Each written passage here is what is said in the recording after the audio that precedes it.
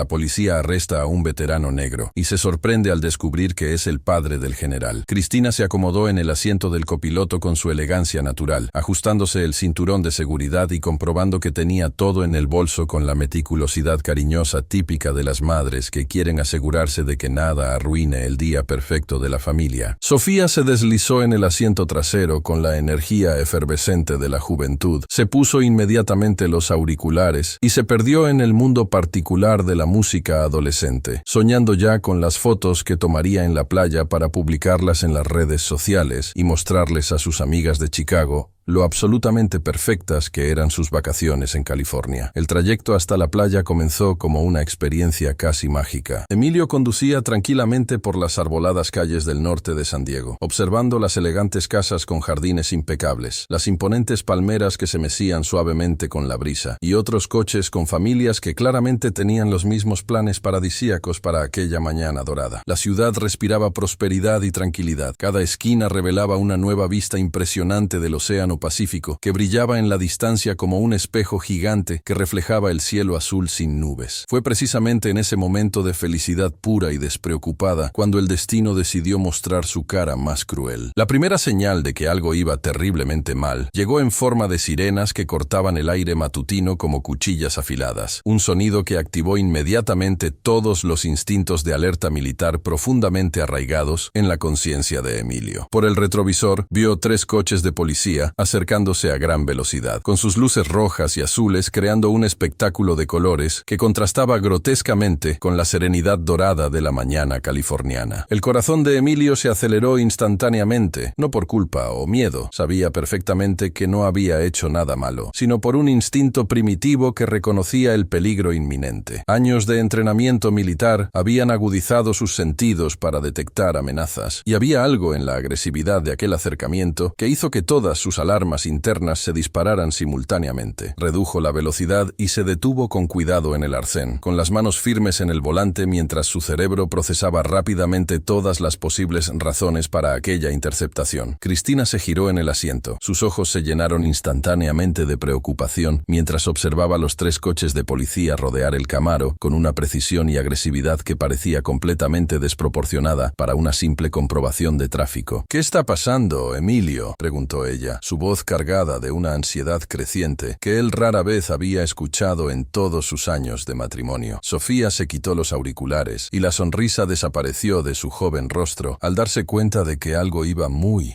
mal en aquella mañana que había comenzado tan perfectamente. Fue entonces cuando apareció. El sargento Jones salió del coche principal como una tormenta humana, con una postura que emanaba una autoridad agresiva que iba mucho más allá del protocolo policial habitual. Era un hombre de estatura media, pero su presencia llenaba el espacio a su alrededor como si fuera físicamente más grande de lo que realmente era. Sus fríos ojos azules tenían una intensidad inquietante, una hostilidad que parecía provenir de un lugar mucho más profundo y oscuro de lo que cualquier situación de tráfico podía justificar. Había algo en su expresión facial, una mezcla de desdén, autoridad absoluta y algo más oscuro que Emilio no podía identificar completamente, que hizo que todos los músculos de su cuerpo se tensaran instintivamente. «Salga del vehículo, ahora». La voz de Jones cortó el aire matutino como un latigazo, cargada de una agresividad que transformó instantáneamente la atmósfera pacífica de la mañana en algo pesado y amenazador. No era el tono profesional de un policía cumpliendo con su deber. Era la voz de alguien que claramente consideraba esa situación una oportunidad para ejercer poder sobre otro ser humano de una manera que iba más allá de cualquier protocolo legal o ético. La mano de Jones ya descansaba significativamente sobre la funda de su arma, un gesto que Emilio reconoció inmediatamente como una demostración de fuerza innecesaria y potencialmente peligrosa. Años de experiencia militar habían enseñado a Emilio a leer el lenguaje corporal con precisión quirúrgica, y todo en el comportamiento de Jones gritaba peligro inminente. No era un enfoque policial rutinario, era algo mucho más personal, mucho más cargado de hostilidad de lo que debería ser una situación de tráfico. «¿Cuál es el motivo de la parada, agente?», preguntó Emilio Emilio, manteniendo la voz tranquila y respetuosa, con las manos claramente visibles en el volante en una demostración consciente de cooperación pacífica. Todos sus años de entrenamiento militar en situaciones de crisis le habían enseñado la importancia de mantener la calma en momentos de extrema tensión, de no escalar conflictos innecesariamente y de buscar siempre una resolución pacífica, incluso cuando se enfrentaba a una hostilidad injustificada. La pregunta sencilla y respetuosa de Emilio pareció enfurecer aún más a Jones, como si la sola idea de tener que explicar sus acciones a aquel hombre fuera una afrenta personal intolerable. Sus ojos se entrecerraron peligrosamente, y cuando volvió a hablar, su voz estaba cargada de un veneno que hizo que a Emilio se le revolvió el estómago en anticipación de lo que estaba por venir. No te debo ninguna explicación, chico. Aquí mando yo. Las palabras resonaron en el aire matutino como una bomba explosiva, cargadas de siglos de odio y prejuicios, transformando instantáneamente aquella mañana perfecta en una pesadilla que marcaría para siempre la vida de una familia inocente que solo quería disfrutar de un día en la playa. Cristina agarró la mano de Emilio con fuerza desesperada, sus dedos temblando contra su piel, mientras sus ojos se llenaban de lágrimas de indignación y terror anticipado. En 18 años de matrimonio, había visto a su marido enfrentarse a situaciones militares extremadamente peligrosas. Lo había apoyado durante misiones que pusieron a prueba su coraje y determinación, pero nunca lo había visto ser objeto de tanta hostilidad racial explícita y descarada. La mujer fuerte y segura que se había despertado esa mañana planeando un día perfecto en la playa, se enfrentaba ahora a una realidad brutal que, instintivamente, sabía que cambiaría sus vidas para siempre. Sus lágrimas no eran solo de tristeza, sino de rabia impotente ante la flagrante injusticia que se estaba desarrollando ante sus ojos y de miedo genuino por lo que ese hombre claramente inestable podría hacerle a su familia. Sofía, en el asiento trasero, se había quitado los auriculares y observaba la escena con los ojos muy abiertos, como una adolescente que estaba descubriendo, de la peor manera posible, que el mundo no era el lugar justo y seguro que sus padres habían trabajado tanto para crear a su alrededor. A sus 15 años, estaba presenciando de primera mano el tipo de prejuicio racial que había estudiado en los libros de historia, pero que siempre le había parecido algo lejano y anticuado. Ver a su padre, su héroe personal, el hombre más fuerte y honorable que conocía, siendo tratado como un delincuente común por el color de su piel, estaba destruyendo su inocencia de una manera traumática e irreversible. Sus pequeñas manos se aferraban al asiento del coche con tanta fuerza que se le ponían blancos los nudillos, y podía sentir su corazón latir tan fuerte que parecía que iba a estallar en su pecho. «No voy a salir sin una razón válida», dijo Emilio, con una voz que mantenía una calma forzada que le había costado años de disciplina militar. Cada palabra fue medida cuidadosamente, pronunciada con la precisión de alguien que sabía que cualquier movimiento en falso podría escalar la situación a algo mucho más peligroso. Había enfrentado a soldados enemigos en campos de batalla, había negociado con terroristas en situaciones de rehenes, había tomado decisiones bajo una presión extrema que habían salvado vidas, pero nunca se había sentido tan vulnerable como en ese momento, sentado en su propio coche con su familia a su lado, siendo humillado por un hombre que debía proteger y servir a la comunidad. Fue en ese momento cuando Jones cruzó una línea que convirtió un enfoque ya abusivo en algo verdaderamente peligroso. Su mano se movió hacia el arma en un gesto deliberado y amenazante que hizo que el tiempo pareciera detenerse por completo. El sonido de la funda al abrirse resonó en el aire matutino como un presagio siniestro, y de repente toda la dinámica de la situación cambió drásticamente. Ya no se trataba solo de un abuso de autoridad o de prejuicios raciales. Ahora había un arma real,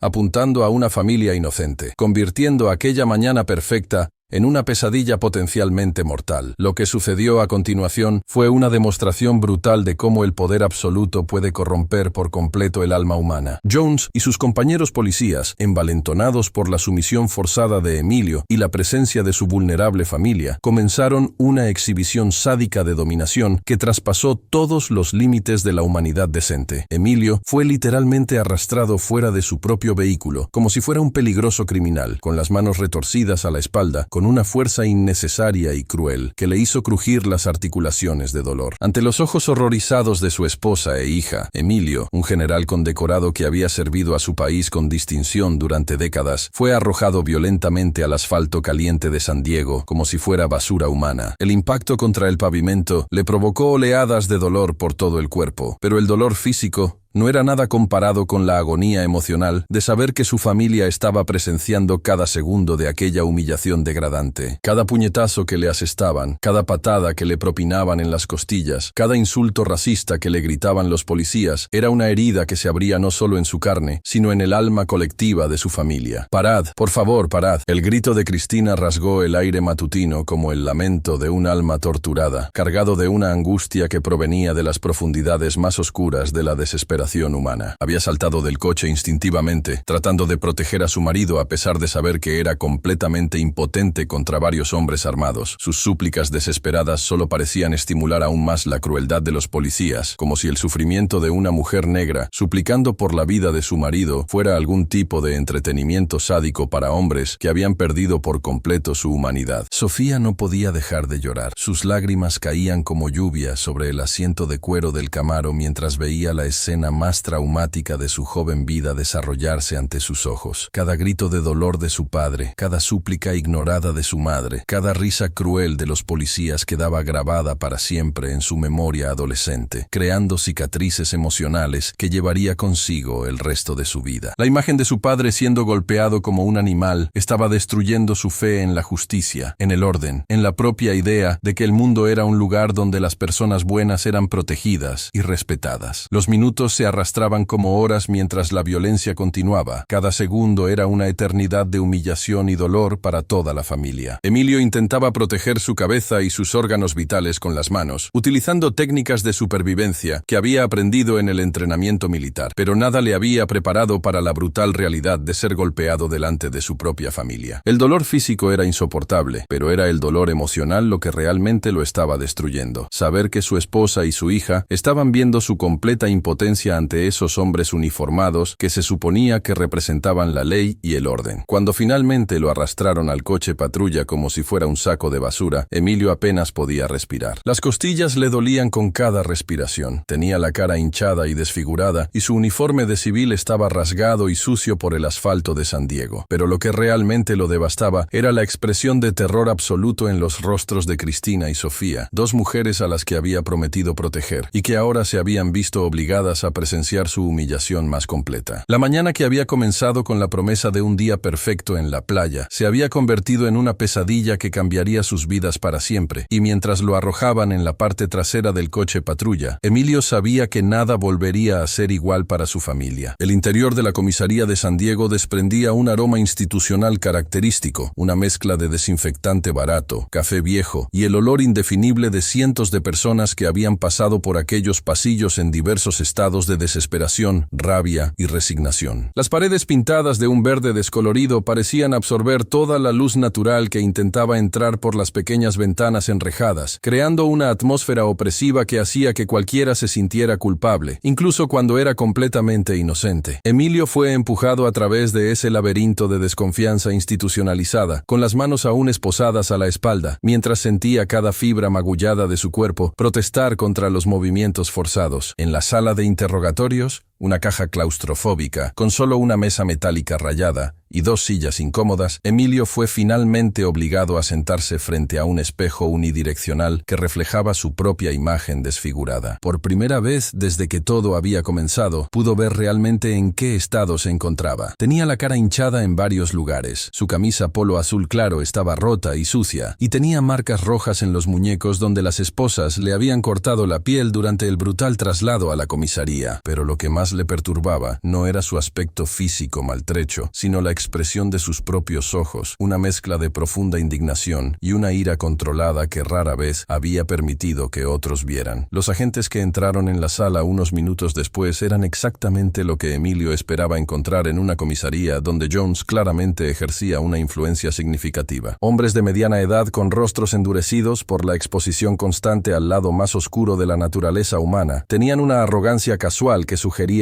años de experiencia, tratando con personas a las que consideraban automáticamente inferiores. Sus expresiones faciales eran máscaras de desdén mal disimulado, y desde el primer momento era obvio que ya habían decidido la culpabilidad de Emilio, incluso antes de escuchar una sola palabra de su versión de los hechos. Así que tenemos aquí a otro que ha decidido resistirse a la autoridad policial, dijo el jefe de policía, un hombre corpulento con bigote canoso que hablaba con el tono condescendiente de alguien que había repetido esa misma misma rutina cientos de veces antes. Se acomodó pesadamente en la silla de enfrente, sus pequeños y penetrantes ojos estudiando a Emilio, como si fuera una especie exótica en un zoológico. ¿Tiene idea de la gravedad que tiene agredir a unos policías que están cumpliendo con su deber? Especialmente cuando esos policías solo están tratando de proteger a la comunidad de elementos problemáticos como usted. Emilio respiró hondo, sintiendo cómo años de entrenamiento en negociación y control emocional fluían por su conciencia como una corriente tranquilizadora. Había enfrentado interrogatorios de enemigos capturados. Había negociado la liberación de rehenes con terroristas internacionales. Había mantenido la compostura en situaciones en las que la vida de miles de personas dependía de su capacidad para pensar con claridad bajo una presión extrema. Esta situación, por injusta y humillante que fuera, era solo otro desafío que debía sortear con inteligencia estratégica. Me gustaría contar mi versión de los hechos, si me lo permiten, dijo Emilio, con una voz que mantenía un tono respetuoso pero firme, que denotaba una autoridad natural que los años de mando militar habían grabado en sus cuerdas vocales. Simplemente estaba saliendo con mi familia para ir a la playa cuando nos abordaron sin motivo aparente. Cooperé completamente con los agentes. Mantuve las manos a la vista durante todo el abordaje y en ningún momento ofrecí ningún tipo de resistencia o amenaza. Los delegados intercambiaron miradas cínicas que decían mucho sobre su disposición a creer en la palabra de Jones frente a la de un hombre negro que acababa de ser golpeado por sus colegas. Era una danza familiar de incredulidad institucional, en la que la palabra de los policías se consideraba automáticamente sacrosanta, independientemente de las circunstancias o las pruebas en contrario. El delegado secundario, un hombre más joven con cicatrices de acné que sugerían una adolescencia difícil, se rió abiertamente de la declaración de Emilio como si fuera lo más ridículo que hubiera oído en años. Claro, tú eres otra víctima inocente de la brutalidad policial, dijo con un sarcasmo venenoso que rezumaba en cada palabra. Tú y todos los demás delincuentes que pasan por aquí con la misma historia patética. Jones es un agente ejemplar con años de servicio impecable, y tú no eres más que otro alborotador que ha decidido causar problemas a las autoridades legítimas. Fue en ese momento crítico cuando Emilio tomó la decisión que cambiaría por completo la dinámica de toda la situación. Durante años había mantenido su carrera militar separada de su vida civil, prefiriendo ser conocido simplemente como un padre y marido corriente cuando estaba lejos del servicio activo. Pero las circunstancias extremas exigían medidas extraordinarias, y sabía que su única oportunidad de obtener justicia en un sistema claramente corrupto era revelar una verdad que transformaría instantáneamente la percepción de aquellos hombres sobre a quién se estaban enfrentando realmente. Mi nombre es General Emilio Rodríguez, del Ejército de los Estados Unidos, dijo, con la voz cargada ahora con todo el peso de 2 décadas de distinguido servicio militar y con una autoridad que hizo que la temperatura de la sala pareciera bajar varios grados al instante. He servido a mi país con honor durante 20 años. He dirigido operaciones militares en 3 continentes diferentes y tengo acceso directo a recursos que ustedes ni siquiera pueden imaginar. Si lo prefieren, puedo llamar ahora mismo a mi mando y tener aquí en 30 minutos una unidad de soldados para investigar este incidente de abuso de autoridad. El silencio que siguió fue tan denso y tangible que parecía tener sustancia física propia. Los 2 delegados se quedaron literalmente boquiabiertos, sus expresiones de arrogancia confiada evaporándose instantáneamente como la niebla bajo el sol de la mañana. El delegado principal, que momentos antes hablaba con Emilio como si fuera basura humana, ahora parecía haberse tragado la lengua, con los ojos muy abiertos en una mezcla de conmoción, terror y la repentina comprensión de que habían cometido un error potencialmente devastador para sus carreras. El cambio en la actitud de los policías fue tan dramático e instantáneo que rayaba en lo cómico, si no fuera por la trágica seriedad de toda la situación. Hombres que minutos antes lo trataban como a un delincuente común, ahora temblaban visiblemente, con las manos sudorosas mientras procesaban las catastróficas implicaciones de haber golpeado a un general del ejército estadounidense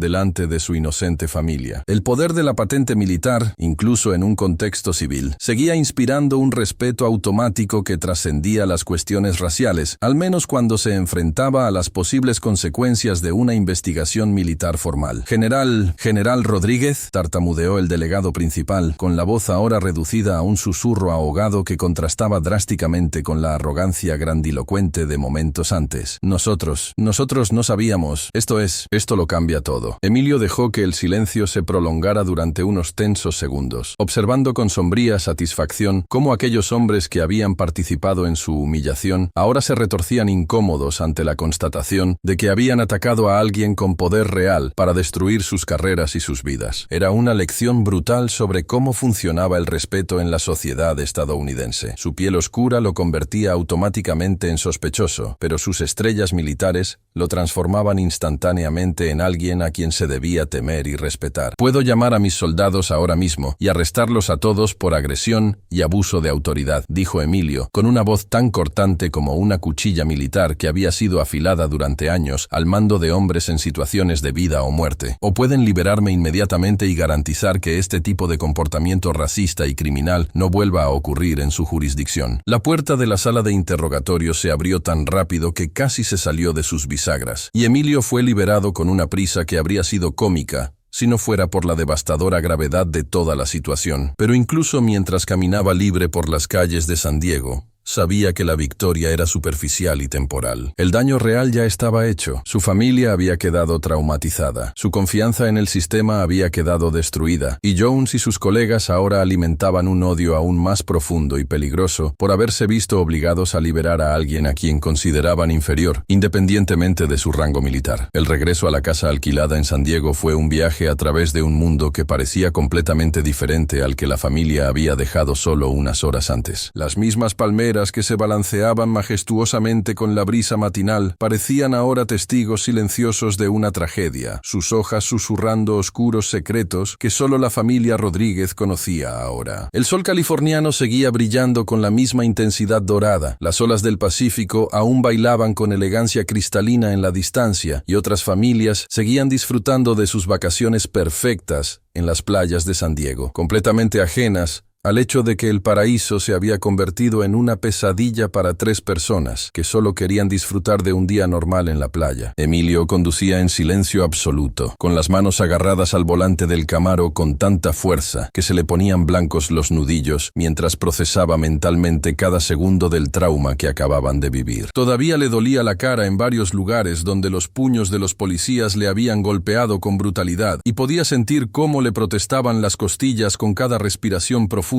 recordándole constantemente la humillación física que había sufrido ante los ojos horrorizados de su familia. Pero el dolor físico no era más que un eco lejano en comparación con la agonía emocional que lo consumía. La imagen de Cristina gritando desesperada mientras lo golpeaban y el sonido de los sollozos de Sofía resonando en el aire matutino eran heridas en el alma que sabía que nunca sanarían por completo. Cuando finalmente llegaron a la casa que solo unas horas antes había representado promesas de felicidad familiar, el silencio que se instaló entre ellos era tan pesado y tangible que parecía tener sustancia propia. Era un silencio cargado de trauma no procesado, de palabras que necesitaban ser dichas pero que ninguno de ellos sabía cómo articular, y de una comprensión gradual y devastadora de que sus vidas habían sido irrevocablemente alteradas por acontecimientos completamente fuera de su control. La casa, con sus paredes blancas inmaculadas y su jardín perfectamente cuidado, ahora parecía un caparazón vacío de sueños destrozados, un escenario burlón de felicidad que sabían que tal vez nunca podrían recuperar. Cristina entró por la puerta principal, como si estuviera caminando a través de una espesa niebla. Sus movimientos mecánicos y desconectados sugerían que parte de su conciencia aún estaba atrapada en ese terrible momento en la calle, donde había visto a su marido ser brutalmente golpeado por hombres que deberían proteger y servir a la comunidad. Sus manos temblaban incontrolablemente, un temblor fino pero persistente que comenzaba en sus dedos y se extendía por todo su cuerpo como ondas sísmicas de trauma no resuelto. Se sentó pesadamente en el sofá de la sala de estar, ese mismo mueble acogedor donde había planeado relajarse con su familia durante las tardes perezosas, viendo películas y riéndose de chistes tontos, y comenzó a llorar con una intensidad que provenía de lo más profundo de su alma herida. Sus lágrimas no eran solo expresiones de tristeza, eran manifestaciones físicas de una rabia impotente que la consumía, una profunda indignación contra un sistema que había permitido que hombres uniformados atacaran a su marido simplemente por el color de su piel. Cristina había crecido escuchando las historias de sus abuelos sobre los oscuros tiempos de la segregación racial, pero siempre había creído que aquellos días de odio institucionalizado habían quedado atrás, enterrados en las polvorientas páginas de los libros de historia. Descubrir que el racismo seguía vivo y virulento en 2024 monstruo, capaz de convertir una mañana perfecta en una pesadilla traumática, estaba destruyendo su fe en la idea de que el mundo era un lugar donde las personas buenas podían vivir en paz y seguridad. Sofía había desaparecido inmediatamente en su habitación, cerrando la puerta con tanta fuerza que toda la casa tembló, como si pudiera bloquear físicamente los horribles recuerdos que ahora habitaban su mente adolescente. Sentada en su cama, abrazando una almohada con fuerza desesperada, intentaba procesar lo que había presenciado con una mente joven que simplemente no estaba preparada para lidiar con tanta crueldad e injusticia. A los 15 años, Sofía vivía en un mundo en el que sus mayores problemas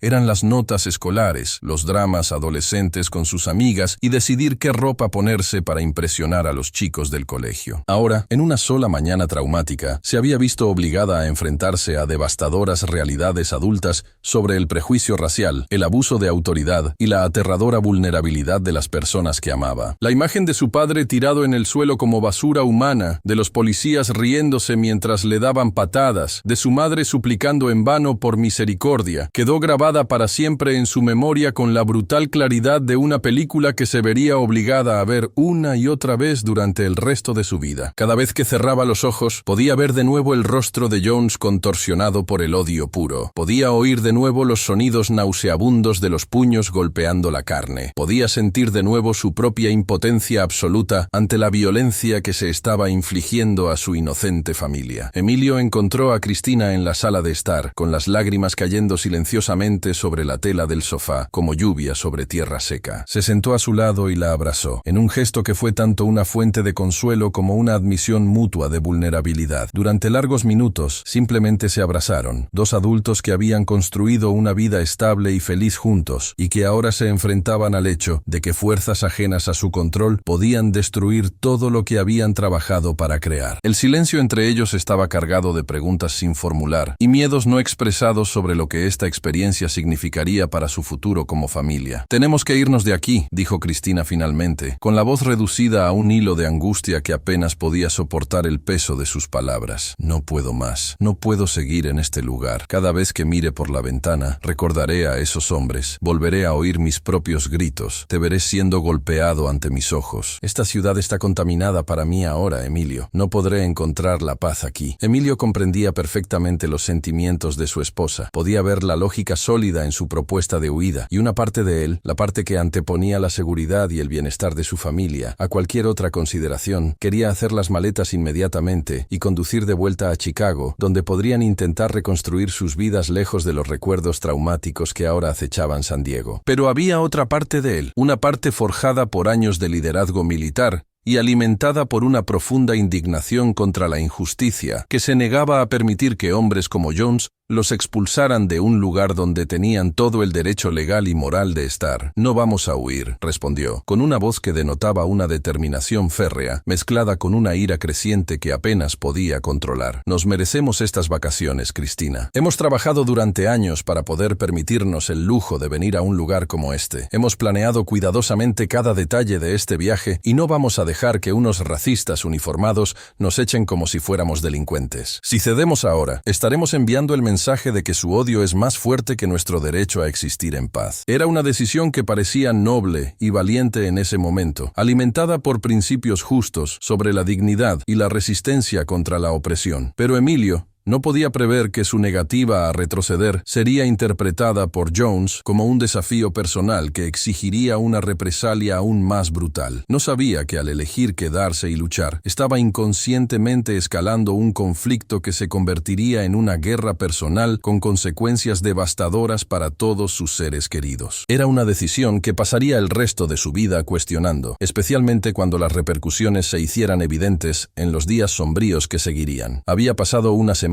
desde aquella fatídica mañana que cambió para siempre la percepción de la familia Rodríguez sobre la seguridad y la justicia en San Diego. 7 largos y pesados días durante los cuales cada miembro de la familia había intentado, de diferentes maneras y con diversos grados de éxito, procesar y superar el trauma que les había golpeado como un huracán devastador en una tarde de verano. Las heridas físicas de Emilio estaban cicatrizando gradualmente. Los moretones de su rostro habían evolucionado a tonos amarillentos que aún dolían al tacto. Sus costillas ya no protestaban con cada respiración profunda y los cortes en sus muñecas causados por las esposas habían formado costras que pronto se convertirían en cicatrices permanentes. Pero las heridas emocionales, esas marcas invisibles pero profundamente penetrantes que el odio racial había grabado en el alma de toda la familia, seguían tan frescas y dolorosas como el primer día. Cristina había desarrollado una ansiedad constante que la hacía sobresaltarse con cada sirena lejana que resonaba en las calles de San Diego, y sus noches se veían a menudo interrumpidas por vívidas pesadillas en las que revivía repetidamente los momentos de terror en los que vio a su marido ser brutalmente golpeado ante sus ojos. Sofía se había convertido en una versión más callada e introspectiva de sí misma, pasando horas mirando por la ventana de su habitación con una expresión distante que sugería una mente joven tratando de reconciliar la crueldad que había presenciado con su anterior comprensión del mundo como un lugar fundamentalmente justo. La alegre espontaneidad que caracterizaba su personalidad adolescente había sido sustituida por una precocidad cautelosa que partía el corazón de sus padres cada vez que la miraban. Esa tarde en particular, Emilio había decidido hacer un sencillo viaje al supermercado local para comprar algunos artículos básicos que faltaban en casa: leche fresca, pan, fruta, cosas mundanas que representaban un intento consciente de mantener una apariencia de normalidad en medio del caos emocional en que se habían convertido sus vidas. Era una misión deliberadamente común, casi banal en su simplicidad, una pequeña declaración de que no permitirían que el miedo los paralizara por completo o les impidiera realizar las actividades básicas de la vida cotidiana. Cristina se había ofrecido a acompañarlo, pero él insistió amablemente en que se quedara en casa descansando con Sofía, prometiéndole que sería un viaje rápido y sin complicaciones. El Camaro negro, que una semana antes representaba el orgullo y el logro personal, ahora cargaba recuerdos contaminados que convertían cada viaje en una experiencia ambivalente. Por un lado, conducir el coche todavía le proporcionaba a Emilio una sensación familiar de control y competencia. El potente rugido del motor V8 servía como una banda sonora reconfortante que lo conectaba con aspectos más simples y positivos de su identidad. Por otro lado, era imposible sentarse en ese asiento de cuero sin recordar la terrible mañana en que había sido arrancado violentamente del mismo asiento, cuando el acogedor interior del vehículo se había convertido en escenario de humillación y terror para toda su familia. El supermercado estaba situado a solo unos kilómetros de la casa alquilada, en una concurrida zona comercial que normalmente bullía con la energía informal típica de una comunidad próspera, disfrutando de un día soleado en California. Emilio completó sus compras de manera eficiente y metódica, manteniéndose atento a su entorno con el tipo de conciencia situacional que años de entrenamiento militar habían grabado permanentemente en sus instintos de supervivencia. Cada persona que pasaba junto a él por los pasillos del supermercado era inconscientemente evaluada como una amenaza potencial o un aliado. Cada movimiento periférico era registrado y catalogado. Cada sonido era analizado en busca de señales de peligro inminente. Cuando finalmente cargó sus compras en el maletero del Camaro y se preparó para regresar a casa, Emilio sintió una compleja mezcla de alivio y tensión anticipada. Alivio, porque había logrado completar una tarea sencilla sin incidentes. Y tensión porque sabía que aún tenía que atravesar las calles de San Diego, un territorio que ahora consideraba potencialmente hostil. Antes de llegar a la relativa seguridad de la casa alquilada, ajustó cuidadosamente los espejos retrovisores, comprobó 2 veces que el cinturón de seguridad estuviera bien abrochado y arrancó el motor con movimientos deliberados y controlados que reflejaban su determinación de no permitir que la paranoia le impidiera funcionar con normalidad. El viaje de vuelta comenzó sin problemas. El Camaro se deslizaba suavemente por las calles arboladas mientras Emilio mantenía una velocidad prudente y obedecía meticulosamente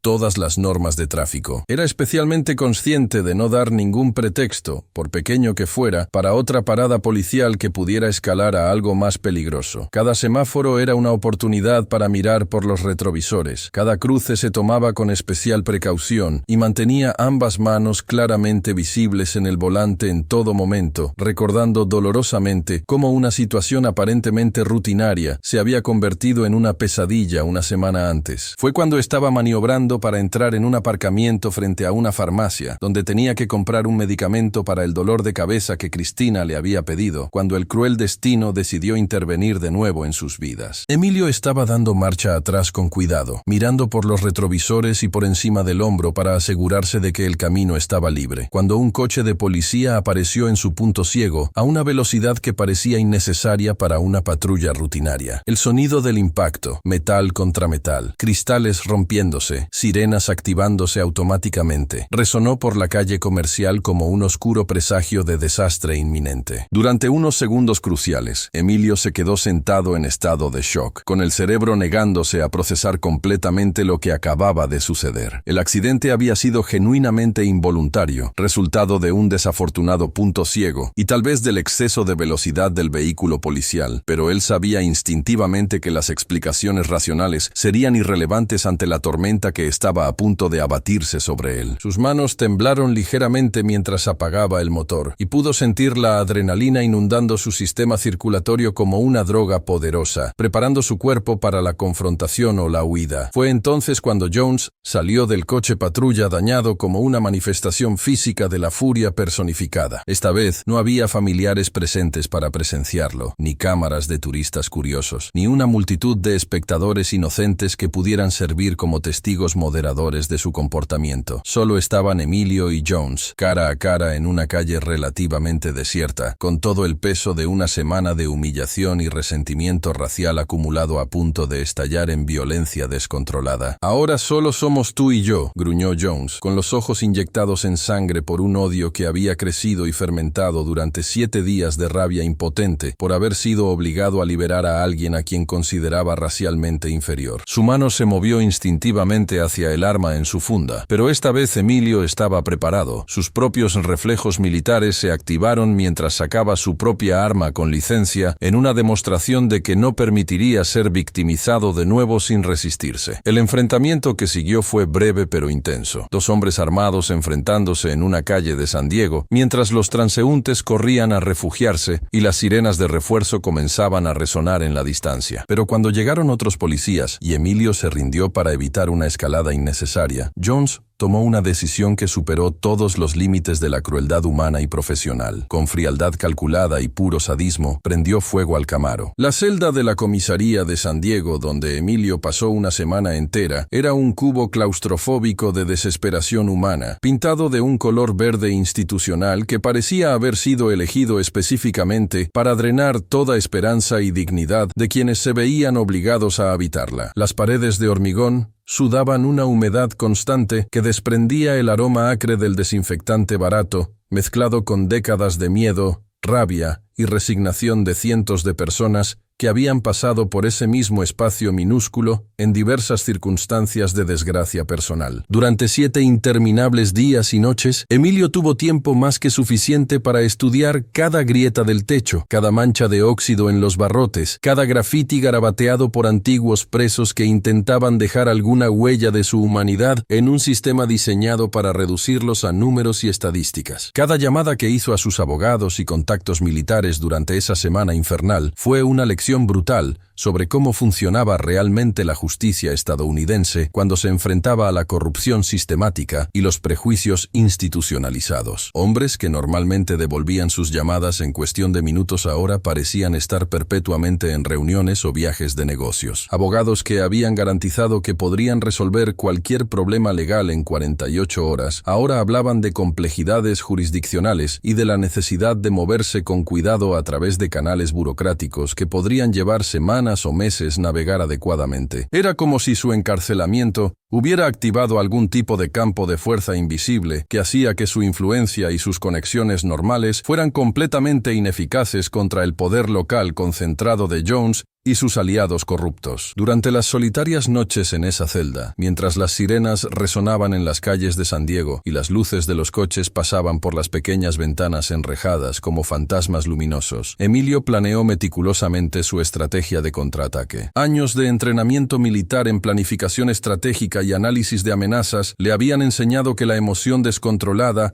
era el enemigo de la victoria y que solo a través del pensamiento claro, las pruebas sólidas y la ejecución precisa podían podía esperar derrotar a un sistema que claramente se había vuelto en su contra. Sabía que Jones tenía aliados poderosos en la estructura policial local, que había conexiones corruptas que probablemente se extendían hasta los más altos niveles de la administración municipal, y que un enfoque frontal a través de los canales oficiales sería como intentar derribar un muro de ladrillos con los puños desnudos. Cuando finalmente fue liberado gracias a la intervención conjunta de su abogado más influyente y algunos contactos militares que aún tenían influencia política real, Emilio salió de esa comisaría como un hombre fundamentalmente transformado. La humillación y la impotencia que había sentido durante esa semana de encarcelamiento injusto se habían cristalizado en una determinación férrea que latía en sus venas como metal líquido. Ya no era solo una cuestión de dignidad personal o justicia familiar. Ahora se había convertido en una guerra declarada entre dos hombres que representaban filosofías completamente opuestas sobre el poder, la autoridad y el valor fundamental de la vida humana. El encuentro final entre Emilio y Jones en ese momento de liberación estaba cargado de una tensión eléctrica que hacía que el aire a su alrededor pareciera vibrar con energía destructiva. Jones estaba claramente furioso por haberse visto obligado una vez más a liberar a alguien a quien consideraba racialmente inferior, y sus ojos brillaban con una promesa silenciosa de venganza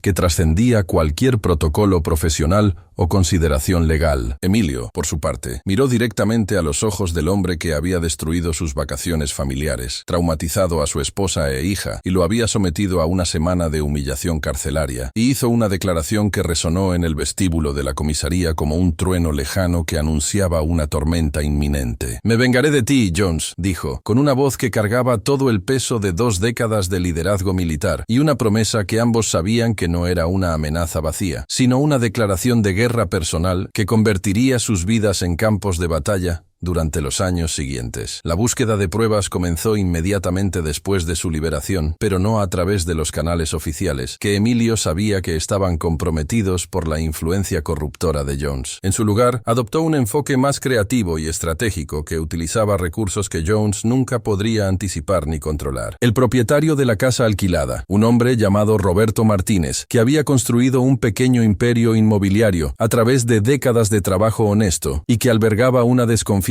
instintiva hacia los policías corruptos, basada en sus propias experiencias como inmigrante mexicano, se convirtió en un aliado improbable pero crucial en la búsqueda de justicia. Roberto había sido testigo silencioso de muchos incidentes cuestionables que involucraban a la policía local a lo largo de los años y había desarrollado un sistema integral de cámaras de seguridad, no solo para proteger sus propiedades, sino también para documentar cualquier comportamiento inadecuado que pudiera afectar a sus inquilinos o la seguridad general del barrio. Cuando Emilio le explicó su situación con la franca honestidad de un soldado acostumbrado a relatar los hechos sin adornos, Roberto no solo accedió a proporcionarle acceso a las grabaciones, sino que le reveló que tenía ángulos de múltiples cámaras que habían capturado tanto el primer incidente como el segundo enfrentamiento con una claridad de alta definición que haría imposible negar o distorsionar los hechos. Las horas que Emilio pasó revisando esas grabaciones fueron a la vez reivindicativas y traumáticas, obligándole a revivir cada doloroso momento de humillación y violencia, pero también proporcionándole las armas legales necesarias para luchar contra un sistema corrupto. Cada puñetazo propinado por los policías, cada grito ignorado de Cristina, cada momento de crueldad innecesaria estaba documentado con una precisión digital implacable que ningún abogado corrupto o juez comprado podría explicar o justificar. Más importante aún, las grabaciones mostraban claramente que tanto el primer como el segundo incidente habían sido iniciados por una agresión policial injustificada, que Emilio había cooperado plenamente en ambas situaciones y que la versión oficial presentada por Jones no solo era falsa, sino criminalmente fraudulenta. Armado con pruebas irrefutables y acompañado por Roberto como testigo corroborativo, Emilio regresó a la misma comisaría donde había pasado una semana como prisionero injustamente detenido, pero esta vez como acusador con pruebas que podían destruir carreras y exponer décadas de corrupción sistemática. El delegado que recibió su denuncia formal era un hombre diferente de los que habían participado en su humillación inicial, más viejo, más experimentado y aparentemente menos susceptible a la influencia directa de Jones. Cuando vio las grabaciones en una sala de conferencias silenciosa, su expresión facial cambió gradualmente de escepticismo a conmoción y, finalmente, a la sombría resignación de alguien que reconocía haber sido testigo de pruebas de comportamiento delictivo que no podían ignorarse, ni siquiera en un sistema comprometido por la corrupción. Estas grabaciones son muy claras, dijo finalmente el delegado, con una voz cargada de implicaciones que ambos entendían perfectamente. No tengo más remedio que aceptar formalmente su denuncia y programar una audiencia judicial para resolver este asunto. ¿Entiende que este proceso puede volverse muy complicado para todas las partes involucradas? Era tanto una advertencia como un sutil intento de disuadir a Emilio de continuar con una acción legal que inevitablemente sacaría a la luz niveles de corrupción que muchas personas poderosas preferirían mantener ocultos. Pero Emilio había pasado una semana en una celda contemplando exactamente este momento, y su respuesta fue pronunciada con la precisión quirúrgica de alguien que había calculado cuidadosamente todos los riesgos y decidido que la justicia valía cualquier precio personal que pudiera exigirse. Entiendo perfectamente las complicaciones y estoy preparado para enfrentarlas todas, respondió, mirando directamente a los ojos del delegado con la intensidad inquebrantable de un general que había tomado una decisión estratégica irreversible. Concierte la audiencia. El juez Richard Blackwood siempre se había enorgullecido de ser un hombre respetable en la comunidad de San Diego, un pilar de la sociedad local que se había forjado su reputación durante 3 décadas de carrera judicial, basada en una imagen cuidadosamente cultivada de integridad inquebrantable e imparcialidad ciega. Su casa colonial blanca, en una de las zonas más exclusivas de la ciudad, respiraba prosperidad conservadora, con jardines meticulosamente cuidados por paisajistas profesionales y un garaje que albergaba un Mercedes plateado, que conducía con el orgullo discreto de alguien que había alcanzado un estatus social respetable gracias a años de decisiones judiciales que, al menos en apariencia, parecían seguir la letra de la ley con precisión mecánica. A sus 62 años, contemplaba una jubilación cómoda que le permitiría disfrutar de los frutos de décadas de trabajo honesto, o al menos eso era lo que se había convencido a sí mismo durante los años en que pequeñas concesiones éticas habían corroído gradualmente su brújula moral hasta que las distinciones entre el bien y el mal se habían vuelto peligrosamente borrosas. La verdad sobre el juez Blackwood era mucho más compleja y sombría de lo que sugería su fachada pública. Durante los últimos 15 años de su carrera, había desarrollado una relación corrosiva con varias figuras cuestionables de la estructura de poder local de San Diego, entre ellas policías como Jones, que operaban en los límites legales de la autoridad y en ocasiones muy más allá de esos límites cuando lo consideraban necesario para mantener lo que ellos llamaban el orden social adecuado. No había comenzado como corrupción deliberada. Al principio solo se trataba de pequeños favores, decisiones que favorecían ligeramente a quienes tenían conexiones con personas importantes, interpretaciones de la ley que se inclinaban en la dirección preferida por quienes controlaban los flujos de influencia política y económica en la región. Cuando Jones apareció en su puerta en una oscura noche de septiembre, 3 días antes de la audiencia judicial que determinaría el destino de los 2 hombres involucrados en el conflicto que había sacudido San Diego, el juez Blackwood pensó inicialmente que se trataba de otra consulta informal de las que se habían convertido en rutinarias a lo largo de los años. Jones había visitado su casa varias veces en el pasado, generalmente para discutir delicados casos que involucraban a la policía local y que requerían el tipo de comprensión mutua que solo hombres de posición similar en la jerarquía social podían compartir lejos de los ojos del público y de los medios de comunicación de investigación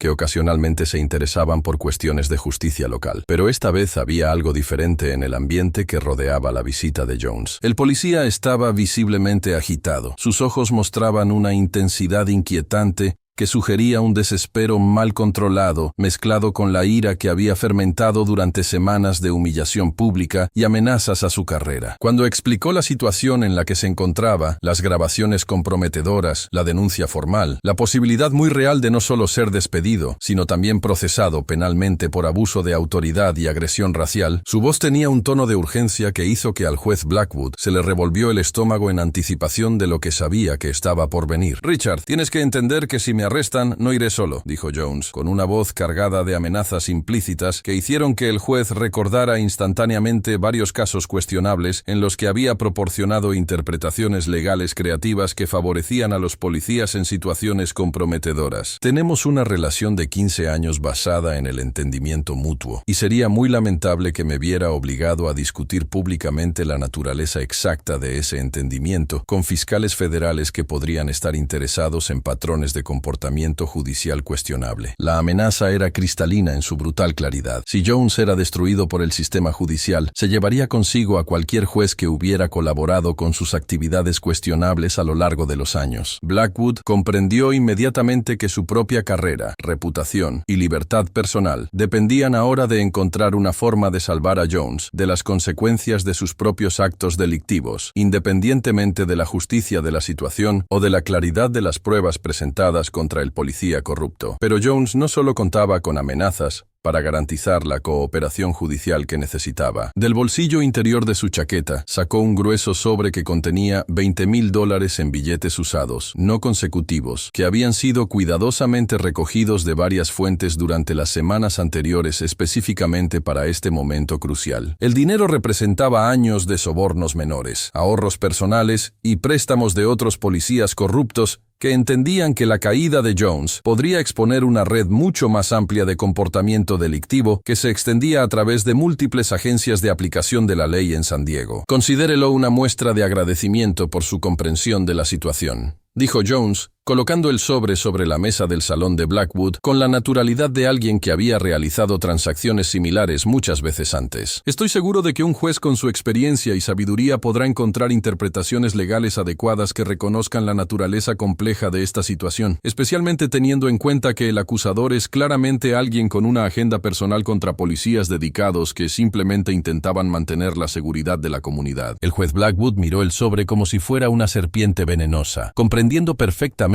que aceptar ese dinero significaría cruzar definitivamente una línea que lo convertiría oficialmente de juez éticamente cuestionable en delincuente confeso. Pero las alternativas, la exposición pública, la investigación federal, la cárcel, la destrucción total de todo lo que había construido durante su carrera, parecían infinitamente peores que la corrupción activa que Jones le proponía. Con las manos ligeramente temblorosas, tomó el sobre y lo escondió en un cajón cerrado con llave de su escritorio, sellando así el destino de Emilio Rodríguez y convirtiendo lo que debería haber sido un juicio justo en una farsa judicial que burlaría cualquier concepción civilizada de la justicia. 3 días después, cuando el caso se presentó oficialmente en el Tribunal de San Diego, la farsa comenzó con toda la pompa y circunstancia de un procedimiento legal legítimo. El tribunal estaba abarrotado de espectadores que habían oído rumores sobre el caso a través de redes de comunicación informales, incluidos miembros de la comunidad negra local que veían el juicio como una prueba crucial de la disposición del sistema judicial a responsabilizar a los policías por su comportamiento racista y abusivo. Emilio entró en la sala acompañado por su abogado y con una confianza justificada basada en la fuerza irrefutable de las pruebas en vídeo que había recopilado, completamente inconsciente de que el resultado ya había sido determinado en conversaciones privadas que habían tenido lugar lejos de la vista del público y de los medios de comunicación. Cuando se reprodujeron las grabaciones durante el juicio, se hizo un silencio sepulcral en la sala del tribunal. Todos los espectadores pudieron ver claramente la naturaleza no provocada de la agresión policial inicial, la total cooperación de Emilio durante ambos incidentes y la crueldad sádica demostrada por Jones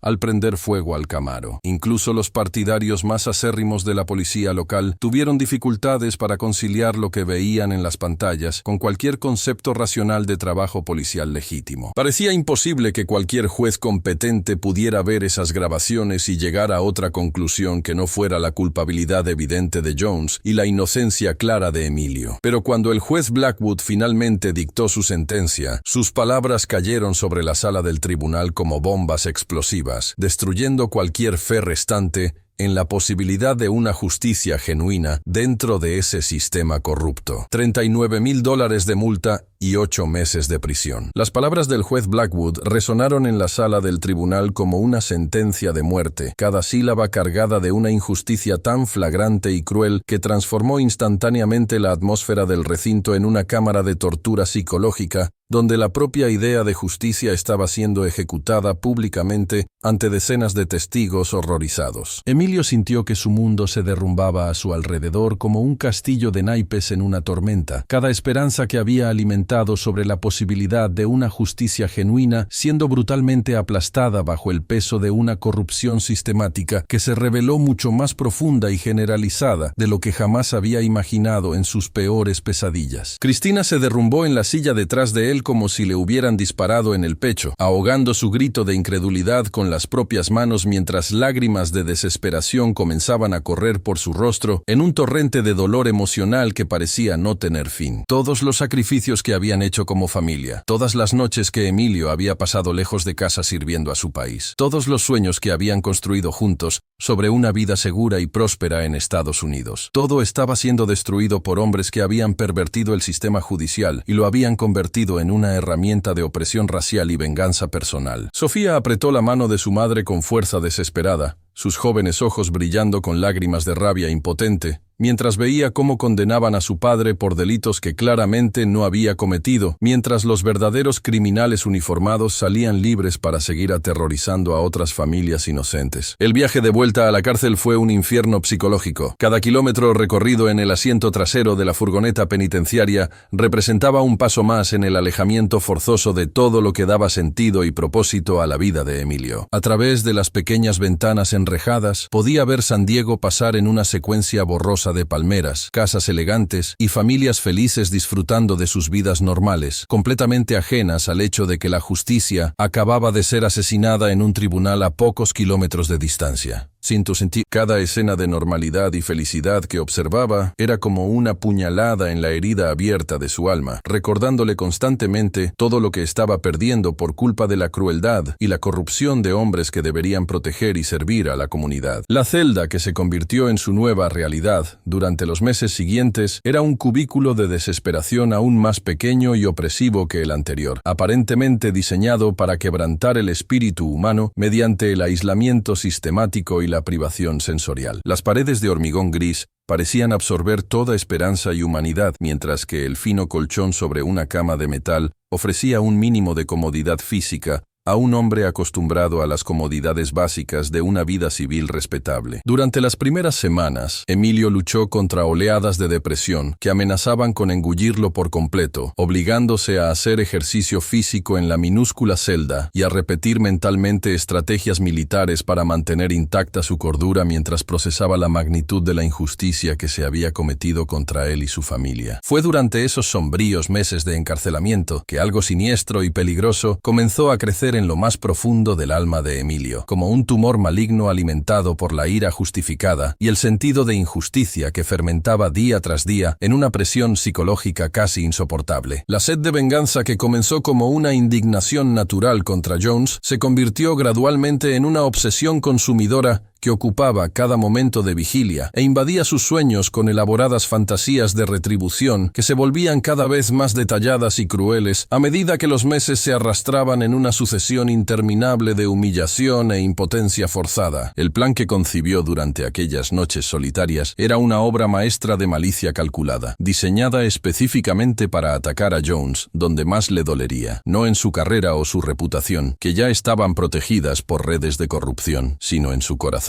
a través de la persona más preciada de su vida, su hija Fernanda, una niña de solo 10 años, cuya única culpa era haber nacido hija de un hombre que había elegido el camino del odio y la crueldad. Emilio sabía, gracias a investigaciones discretas que había llevado a cabo antes de su detención, que Jones estaba divorciado y que Fernanda vivía con su madre en una modesta casa al otro lado de la ciudad, pasando a menudo los fines de semana con su padre, que la adoraba a pesar de sus profundos defectos morales. La fría lógica militar que subyacía al plan era perversamente elegante en su cruel simplicidad. Secuestrar a la hija de Jones y someterla al mismo tipo de terror y desesperación que había experimentado su propia familia, obligando al policía corrupto a sentir en su propia piel la agonía de ver a alguien a quien amaba, amenazado por fuerzas que escapaban a su control. Era una justicia poética oscura que apelaba a los instintos más primitivos de venganza que la civilización normalmente mantiene enterrados bajo capas de moralidad y consideración social, pero que emergieron con terrible fuerza cuando un hombre bueno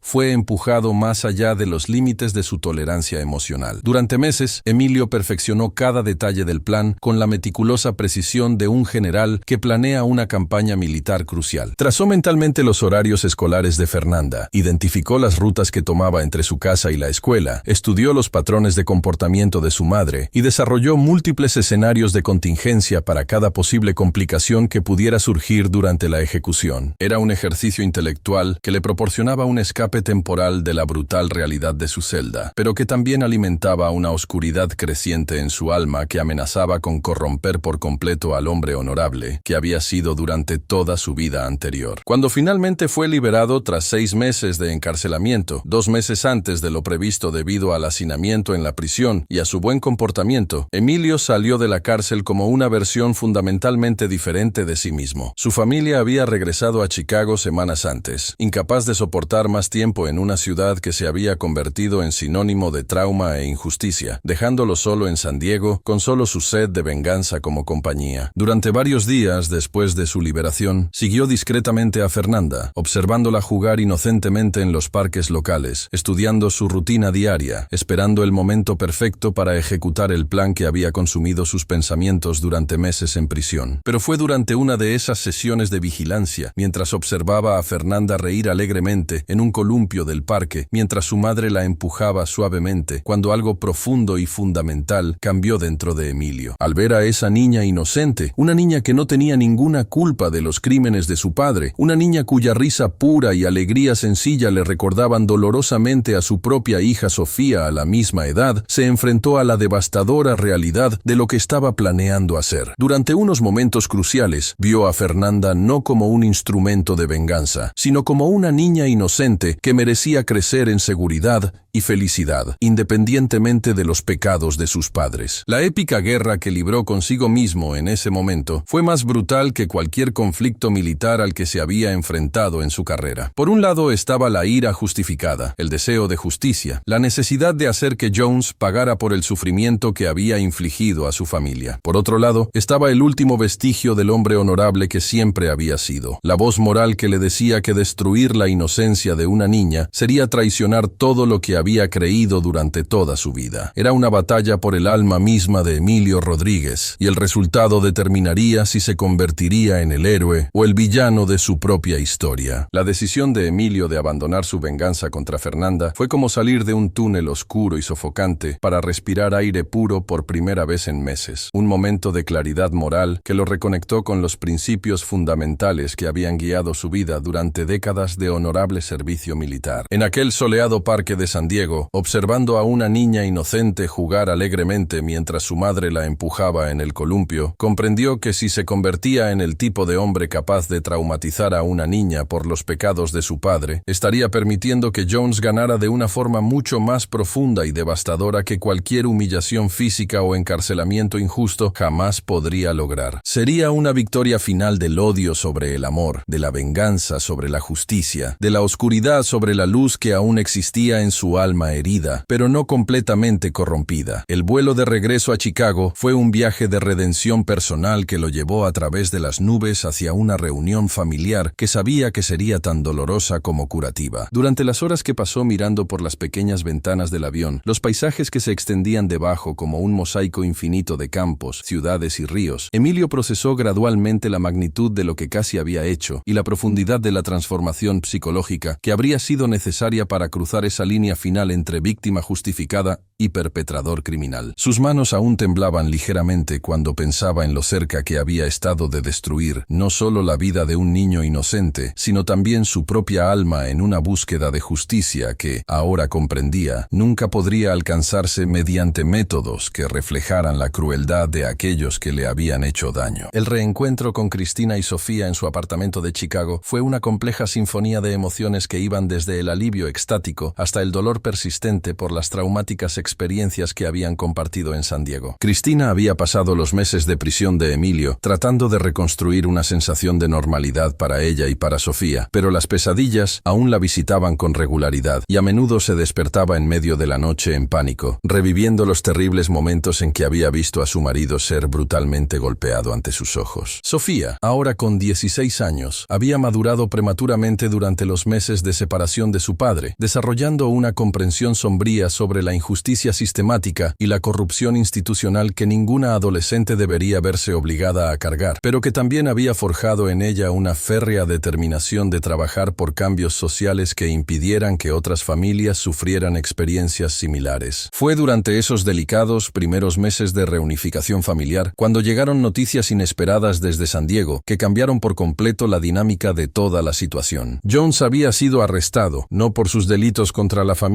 Rodríguez, que seguían oficialmente legitimados por la corrupta decisión del tribunal, sino por una operación completamente independiente que involucraba una sofisticada red de robo de coches de lujo que había estado operando en el sur de California durante varios años. Los investigadores federales, que trabajaban independientemente de las autoridades locales comprometidas, habían construido un caso sólido que vinculaba a Jones y a varios de sus asociados con docenas de robos que habían causado pérdidas por valor de millones de dólares a compañías de seguros y propietarios privados. La ironía de la situación no se le escapaba a Emilio. El hombre que había escapado de cualquier consecuencia por abuso racial, agresión criminal y corrupción judicial, se enfrentaba ahora a décadas de prisión por delitos financieros que, aunque graves, palidecían en comparación moral con la brutalidad y la injusticia que había perpetrado contra su familia. Pero había una oscura satisfacción en saber que Jones finalmente estaba enfrentando algún tipo de responsabilidad legal, aunque no fuera por las razones correctas ni a través del sistema de justicia que debería haber funcionado adecuadamente desde el principio. Era una forma imperfecta de justicia cósmica que, aunque no borraba el trauma ni corregía las injusticias del pasado, al menos garantizaba que Jones no pudiera atormentar a otras familias inocentes en los años venideros. Pero incluso tras las rejas, Jones siguió alimentando su odio hacia Emilio con una intensidad que se había vuelto patológica durante años de obsesión. En su mente retorcida, su encarcelamiento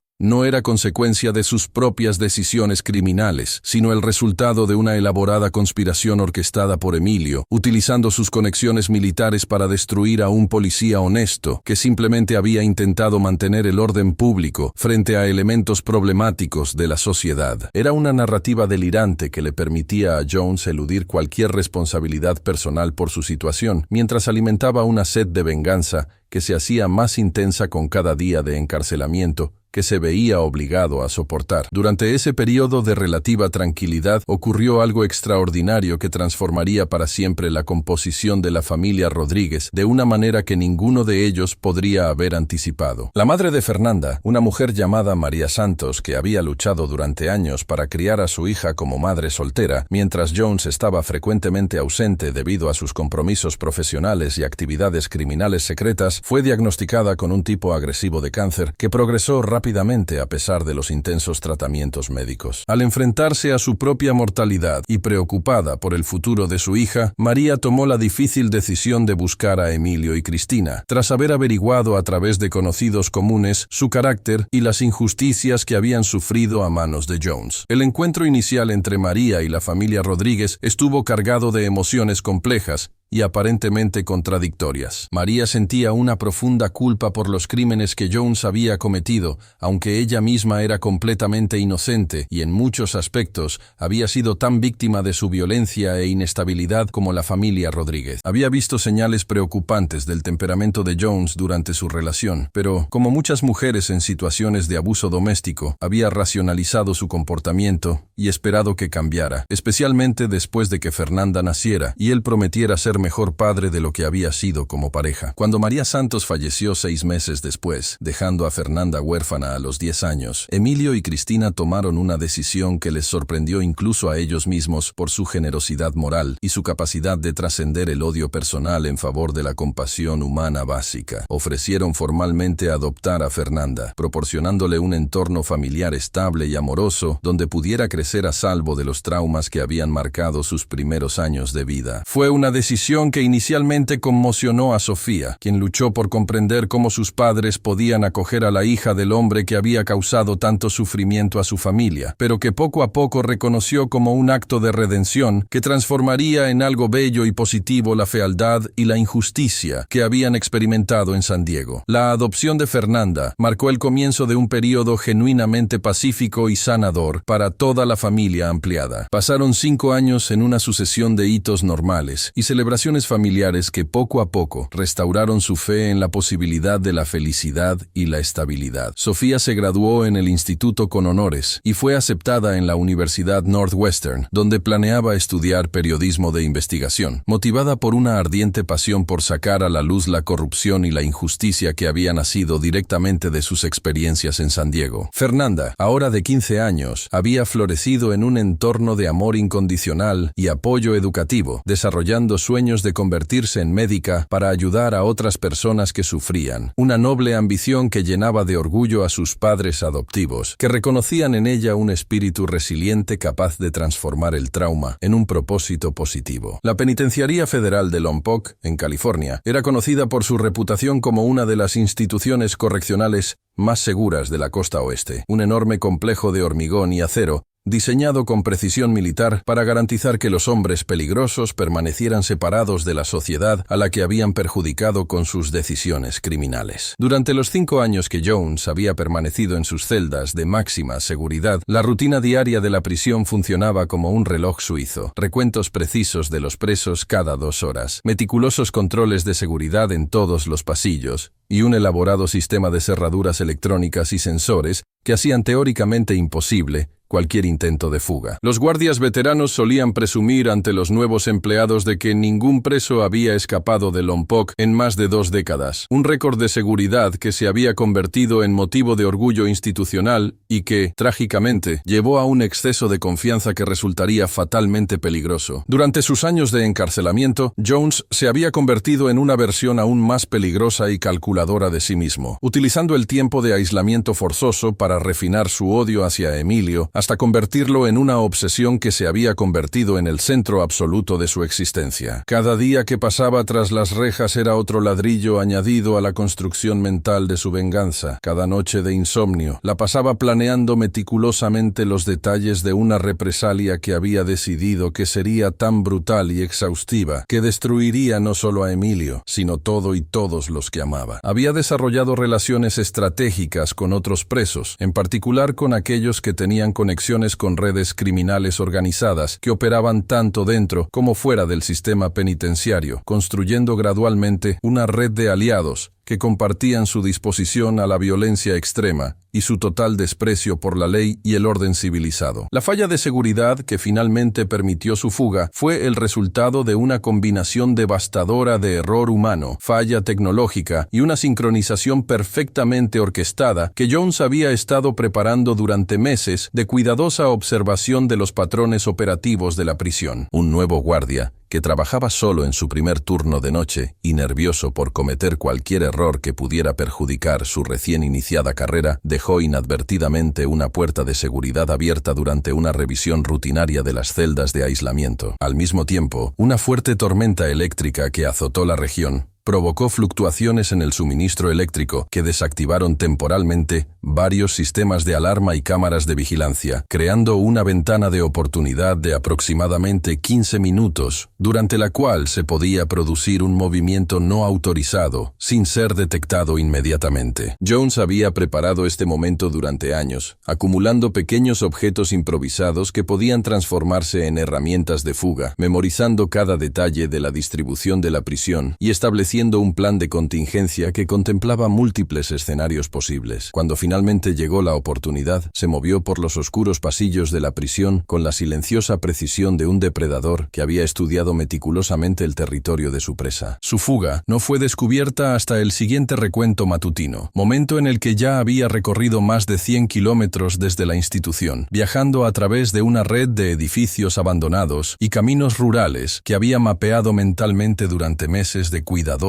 preparación. La investigación federal que siguió reveló una red de complicidad que se extendía mucho más allá del simple fallo de seguridad inicial. Jones había logrado sobornar a varios funcionarios menores de la prisión durante años, construyendo gradualmente un sistema de apoyo que le proporcionó información crucial sobre los horarios de los guardias, las debilidades de los protocolos de seguridad y el momento óptimo para intentar la fuga. Más inquietante aún, las pruebas sugerían que había mantenido comunicación con sus cómplices en el exterior mediante métodos sofisticados que evitaban la detección por parte de las autoridades penitenciarias, lo que le permitió coordinar aspectos de su fuga que requerían asistencia externa y recursos a los que ningún preso podía acceder por sí solo. En los 5 años que había pasado entre rejas, Jones había aprovechado cada minuto libre para investigar obsesivamente a Emilio y su familia, recopilando información a través de cartas recibidas de contactos externos, recortes de periódico introducidos de contrabando en la prisión, e incluso acceso limitado a Internet durante los periodos en que se relajaban los protocolos de seguridad. Sabía que Emilio había regresado a Chicago, que Sofía estaba estudiando periodismo en la Universidad Northwestern, que Cristina había reanudado su carrera en una organización sin ánimo de lucro local, y lo más importante, que habían adoptado a su propia hija Fernanda en un acto de generosidad que él interpretó como el insulto definitivo en lugar de como compasión genuina. El descubrimiento de que su propia hija vivía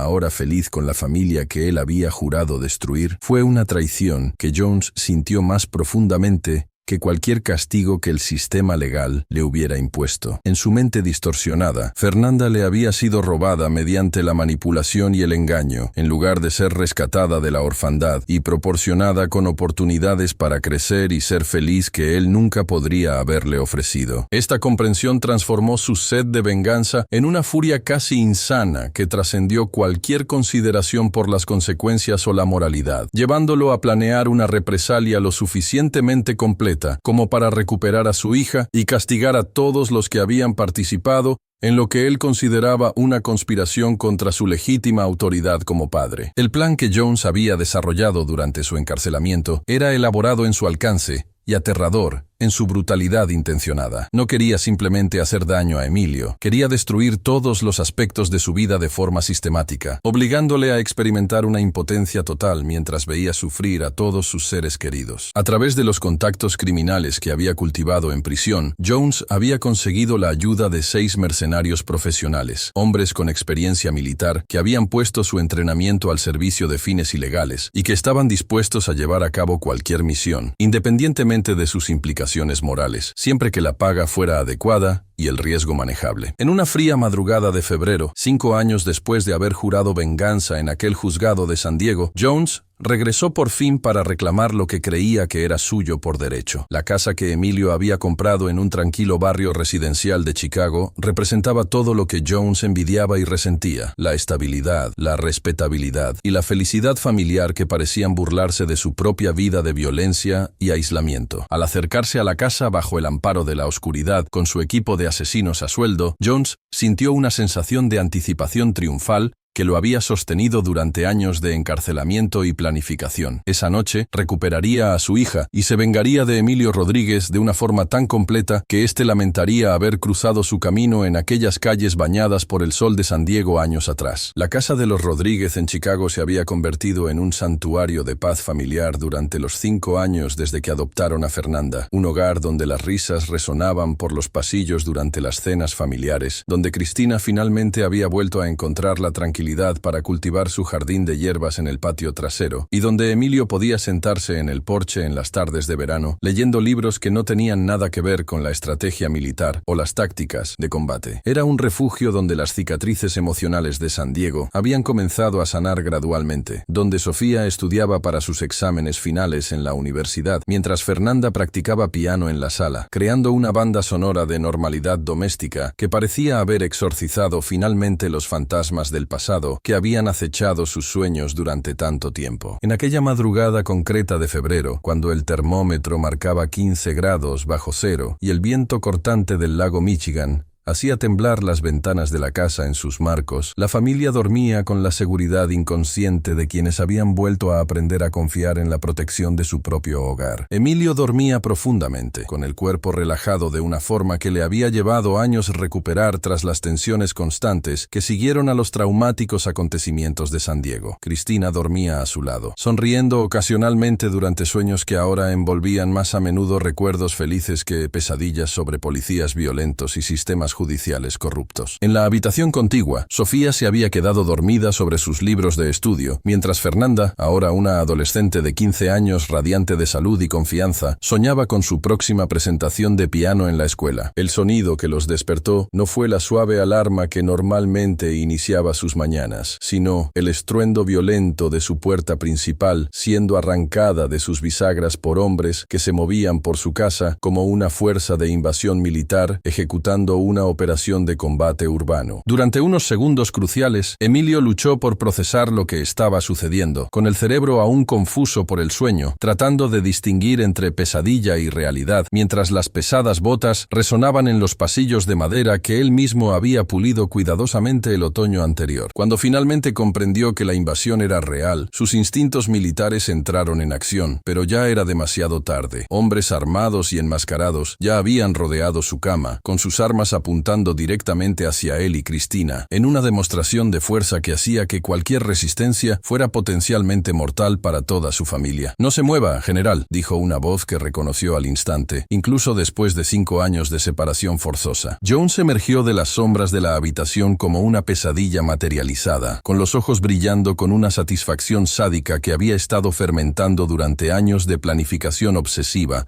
de este preciso momento de triunfo. Estaba visiblemente diferente de cómo Emilio lo recordaba, más delgado, más anguloso, con nuevas cicatrices en el rostro que sugerían que sus años en prisión no habían sido pacíficos, pero sus ojos aún tenían la misma intensidad de odio racial que había hecho tan traumática aquella mañana en San Diego. ¿De verdad pensaste que podrías destruir mi vida y simplemente desaparecer para vivir feliz para siempre con tu familia perfecta? Cristina se despertó con un grito ahogado que fue inmediatamente sofocado por la mano de uno de los mercenarios. Sus ojos se abrieron de par en par con puro terror al comprender que la pesadilla que creía haber dejado atrás en San Diego había llegado finalmente a su casa en Chicago. Durante unos segundos, tuvo la desesperada esperanza de que solo se tratara de otra de las pesadillas recurrentes que aún la visitaban ocasionalmente, pero la fría textura del metal de las armas presionadas contra su cabeza, el olor a sudor y violencia que emanaba de los invasores y el familiar sonido de la voz de Jones hablando con su marido confirmaron la terrible realidad de que su santuario familiar había sido violado de la forma más brutal posible. Fue entonces cuando oyeron el grito que hizo que el corazón de Emilio se rompiera en 1000 pedazos. «Jones», la voz de Fernanda resonó en el pasillo, cargada de una compleja mezcla de reconocimiento, conmoción y una traición emocional que trascendía cualquier cosa que una adolescente debería verse obligada a procesar. Apareció en la puerta de la habitación de sus padres, empujada bruscamente por 2 de los mercenarios que la habían sacado de su propia habitación, con la ropa de dormir desordenada y el largo cabello cayéndole sobre el rostro en una cortina oscura que no lograba ocultar por completo sus lágrimas de confusión y miedo. Durante un momento que pareció durar una eternidad, padre e hija se miraron a través del espacio cargado de tensión en la habitación. 5 años de separación comprimidos en un solo intercambio de miradas que cargaba el peso de todo lo que se había perdido, todo lo que podría haber sido, y todo lo que ahora estaba siendo destruido por la obsesión vengativa de un hombre que había elegido el odio en lugar de la redención. Jones estudió a su hija con una intensidad que era a la vez posesiva y extraña, luchando claramente por reconciliar a la niña de 10 años que recordaba con la joven segura y elocuente que tenía delante. «Has crecido mucho, hija mía», dijo Jones finalmente, con una voz que denotaba una mezcla inquietante de orgullo paterno y posesividad enfermiza, que hizo que todos los presentes en la habitación se sintieran profundamente incómodos. «Pero ahora vuelves al lugar al que perteneces. Esta farsa de familia feliz termina hoy». La respuesta de Fernanda fue pronunciada con un valor que la sorprendió incluso a ella misma, ya que los años de amor y estabilidad con los Rodríguez habían forjado en ella una fuerza interior que no había poseído cuando era una niña huérfana y traumatizada. «Mi familia es esta», dijo con la voz ligeramente temblorosa, pero con una determinación férrea que reflejaba la certeza moral que había aprendido viviendo en un hogar donde el amor incondicional y la integridad personal eran valores fundamentales. «Emilio, Cristina y Sofía son mi verdadera familia. Tú me abandonaste». Las palabras golpearon a Jones como golpes físicos, cada sílaba una confirmación de que no solo había perdido a su hija, sino también cualquier derecho a su afecto o lealtad. La rabia que estalló en su conciencia fue tan intensa que momentáneamente le nubló la visión, transformando su cuidadosamente planeada operación desesperación de venganza en un colapso emocional que amenazaba con comprometer la precisión táctica que había pasado años desarrollando. «Ellos no son tu familia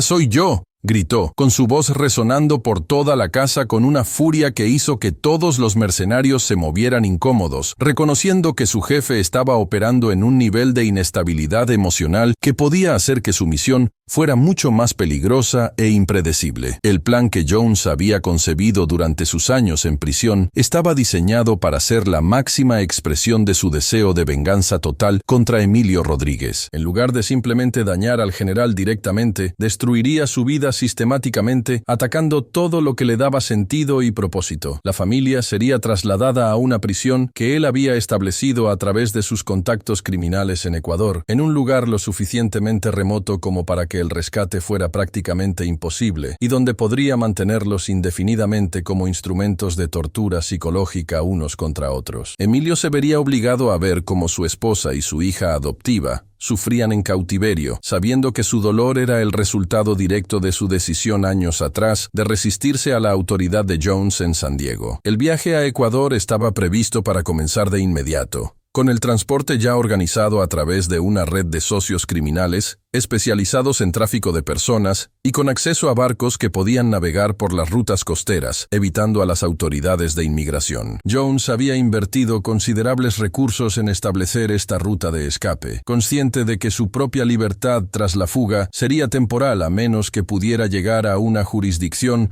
donde las fuerzas del orden estadounidenses tuvieran una capacidad limitada para perseguirlo de forma eficaz. La remota prisión de Ecuador no solo representaba un destino para sus cautivos, sino también un refugio donde podría reconstruir su vida mientras mantenía un control total sobre la familia que se había convertido en objeto de su obsesivo odio. El barco que los transportaba a través de las oscuras aguas del Océano Pacífico era una embarcación de aspecto inocente por fuera, un barco pesquero comercial común que no despertaría sospechas en las patrullas costeras estadounidenses que vigilaban las rutas marítimas entre San Diego y puntos al sur de Centroamérica. Pero su interior había sido modificado específicamente para el transporte clandestino de personas, con compartimentos improvisados que servían más como celdas móviles que como alojamientos para pasajeros, y un sistema de ventilación inadecuado que hacía que el aire dentro del casco se volviera rápidamente viciado y sofocante a medida que las horas se arrastraban en una progresión interminable de desesperación y claustrofobia creciente. El rugido constante de los motores diésel creaba una banda sonora hipnótica y deprimente que parecía contar los segundos hasta el momento en que estarían permanentemente fuera del alcance de cualquier esperanza de rescate o justicia. Emilio estaba atado con gruesas cuerdas náuticas que le cortaban la piel con cada movimiento, con las manos atadas a la espalda en una posición que le impedía cualquier intento de fuga sin herramientas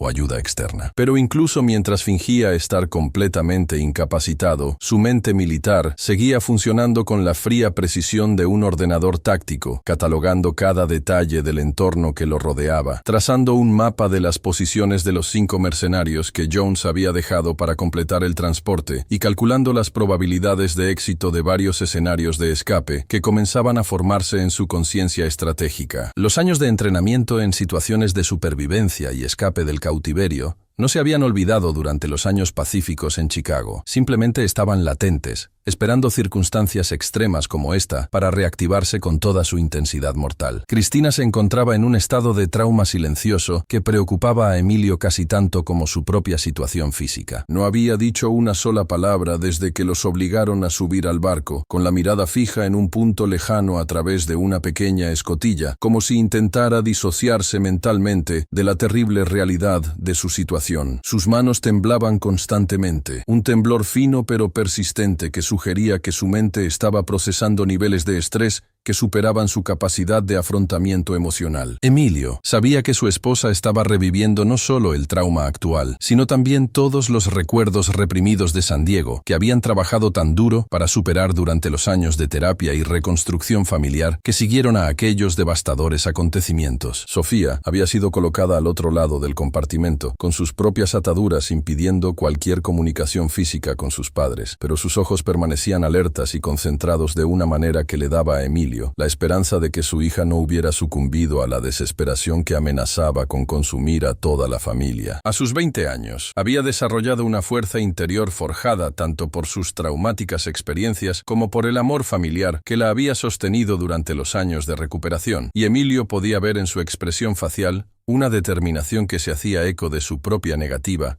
a aceptar la derrota incluso en las circunstancias más desesperadas. Había algo en sus ojos que sugería que ella también estaba observando, planeando, esperando cualquier oportunidad para contribuir a su propia liberación. Fernanda, estratégicamente situada donde todos podían verla, una crueldad psicológica adicional diseñada por Jones para maximizar el sufrimiento emocional de toda la familia. Mostraba una compostura notable para una adolescente de 15 años que se enfrentaba a la perspectiva de una prisión permanente en un país extranjero. Durante las primeras horas del viaje, había llorado en silencio, procesando la devastadora traición de descubrir que el padre biológico que apenas recordaba había regresado, no para reconectarse, sino para destruir la única familia real que había conocido. Pero a medida que pasaban las horas, Emilio observó una transformación gradual en su hija adoptiva. Sus lágrimas se secaron, su postura se enderezó y comenzó a establecer contacto visual significativo con cada miembro de la familia, comunicando sin palabras una determinación compartida de sobrevivir a esta prueba y regresar a la vida que habían construido juntos. Los 5 mercenarios responsables del transporte eran profesionales con experiencia en operaciones ilegales, pero su confianza en los procedimientos rutinarios para controlar a prisioneros civiles estaba a punto de verse brutalmente desafiada por un adversario que contaba con décadas de entrenamiento militar en este tipo de situaciones de combate. El líder del grupo, un hombre corpulento con cicatrices que sugerían experiencia en conflictos armados, había subestimado claramente tanto la capacidad de resistencia de sus prisioneros como la probabilidad de que un general militar retirado pudiera representar una amenaza real, incluso cuando parecía incapacitado. Sus hombres patrullaban el compartimento a intervalos predecibles, comprobaban superficialmente las ataduras de los prisioneros y poco a poco relajaron su vigilancia a medida que el viaje avanzaba sin incidentes. Fue durante la 4ª hora del viaje marítimo, cuando se encontraban aproximadamente a 200 kilómetros de la costa de San Diego y navegaban por aguas internacionales donde ninguna autoridad nacional podía intervenir fácilmente, cuando Emilio finalmente ejecutó el plan de fuga que había estado perfeccionando mentalmente desde el momento en que fueron obligados a subir a bordo. Las cuerdas, que había estado aflojando discretamente con movimientos casi imperceptibles durante horas, finalmente cedieron lo suficiente como para permitirle liberar una de sus manos sin alertar a los guardias sobre su creciente movilidad. Años de experiencia en situaciones de combate cuerpo a cuerpo le habían enseñado a Emilio que el timing y la sorpresa eran más valiosos que la fuerza bruta cuando se enfrentaba a múltiples adversarios armados, y esperó pacientemente el momento exacto en el que podría maximizar sus posibilidades de éxito. La oportunidad llegó cuando el guardia más cercano se acercó para comprobar sus ataduras durante una inspección rutinaria, colocándose inadvertidamente al alcance de Emilio y bloqueando momentáneamente la línea de visión de los demás mercenarios. Con una velocidad y precisión que sorprendieron incluso a él mismo después de años de vida civil, Emilio agarró al guardia con un movimiento fluido que combinaba técnicas de combate militar con la fuerza desesperada de un padre luchando por la vida de su familia. En cuestión de segundos, había dominado al hombre, confiscado su arma y se había posicionado estratégicamente para enfrentarse a los otros 4 mercenarios, que comenzaron a reaccionar con creciente alarma ante el repentino cambio en la dinámica de poder dentro del compartimento. «Soltad a mi familia ahora mismo, o empezaré a reducir el número de personas en este barco», declaró Emilio, con una voz que transmitía toda la autoridad de 2 décadas al mando de soldados en situaciones de vida o muerte. «Tenéis 10 segundos para decidir si queréis cooperar o descubrir por qué el ejército estadounidense me ascendió a general». El enfrentamiento que siguió fue breve pero intenso, una demostración brutal de cómo los años de entrenamiento militar se manifiestan cuando un hombre lucha no solo por su propia vida, sino por la seguridad de las personas que ama más que a su propia existencia. Emilio se movía por el estrecho compartimento con una eficacia letal que desmoralizó por completo a los mercenarios, que descubrieron rápidamente que controlar a prisioneros civiles era muy diferente a enfrentarse a un soldado profesional motivado por el amor paternal y la indignación justificada. En pocos minutos, los 5 hombres estaban desarmados y detenidos, y Emilio ordenaba al aterrorizado capitán del barco que regresara inmediatamente a aguas estadounidenses. El regreso a aguas territoriales estadounidenses fue un viaje de redención que marcó no solo el fin físico de su cautiverio, sino también el comienzo de una transformación psicológica que devolvería a Emilio su identidad como protector y guerrero justificado. Mientras el barco navegaba de vuelta hacia la costa de San Diego, ahora bajo su mando absoluto, abrazó a su familia con una intensidad que intentaba comunicar años de amor, terror por la casi pérdida y una férrea determinación de garantizar que Jones nunca más pudiera amenazar a nadie a quien él amaba. Cristina lloraba contra su pecho en una liberación emocional que llevaba todo el trauma acumulado no solo de las últimas horas, sino de todos los años, desde aquella terrible mañana en que sus vidas fueron destrozadas por primera vez por el odio racial y la sed de poder de un hombre que había elegido usar su autoridad para destruir familias inocentes. Fernanda, liberada de sus ataduras, y finalmente a salvo en los brazos del hombre que se había ganado verdaderamente el título de padre a través del amor incondicional y el sacrificio personal, miró directamente a los ojos de Emilio con una gratitud que trascendía las simples palabras. «Gracias por salvarnos, papá», dijo ella, y esa palabra, papá, llevaba el peso de 5 años de amor familiar genuino frente a solo 10 años de recuerdos fragmentados de un hombre que compartía su ADN, pero que nunca había demostrado el tipo de cuidado paterno que ella había descubierto viviendo con los Rodríguez. Era una declaración final de lealtad que sanó heridas que Emilio ni siquiera sabía que aún arrastraba, confirmando que la familia no se define por la biología, sino por quienes permanecen a tu lado cuando la oscuridad amenaza con consumir todo lo que consideras precioso. Sofía abrazó tanto a sus padres como a su hermana adoptiva en un círculo de conexión familiar que simbolizaba su supervivencia colectiva y su renovado compromiso de protegerse mutuamente contra cualquier amenaza futura que pudiera surgir de las decisiones que habían tomado para resistir contra la injusticia y el odio institucionalizado. Durante las horas que siguieron mientras esperaban el rescate de la Guardia Costera estadounidense, la familia procesó colectivamente la magnitud de lo que habían sobrevivido y la percepción de que Jones